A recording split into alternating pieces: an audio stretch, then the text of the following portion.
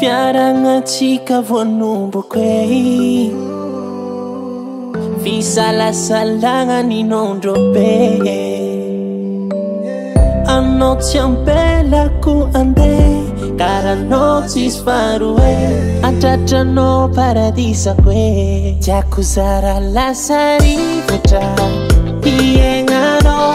tiako zara lasa masoa magnazavanao tiako zara lasa rano fisotronao tiako zara lasa saka fihinanao zegny magnambara fanao io tiako zegny magnambara fanao io tiako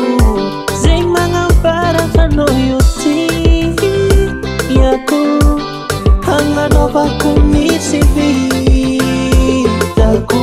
porque eu amo você.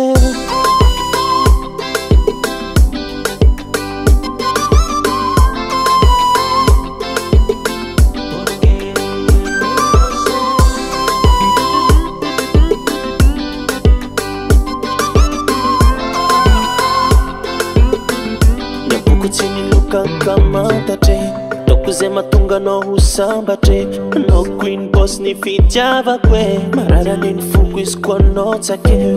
tontolo ny fiainako traumatise miangavanao zaho kaza mandeha tsy hoe lalaovintsika ho legalize porque eu amo você tiako zara lasa rivotra iaignanao tiako zara lasa masoa magnazavanao tiako zara lasa rano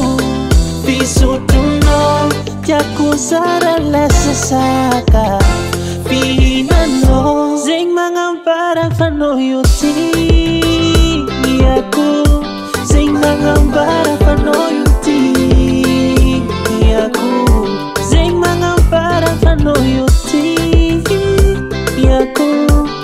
hagnanovako mihitsy vitako porque eu Mr. Jamala kumpa music ring now say the Patrico Baheno Sara Hasa bro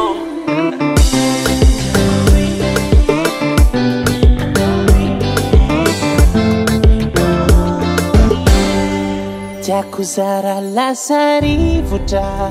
iaignanao tiako zara lasa masoa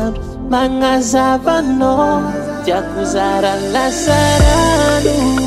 fisotronao tiako zara lasa saka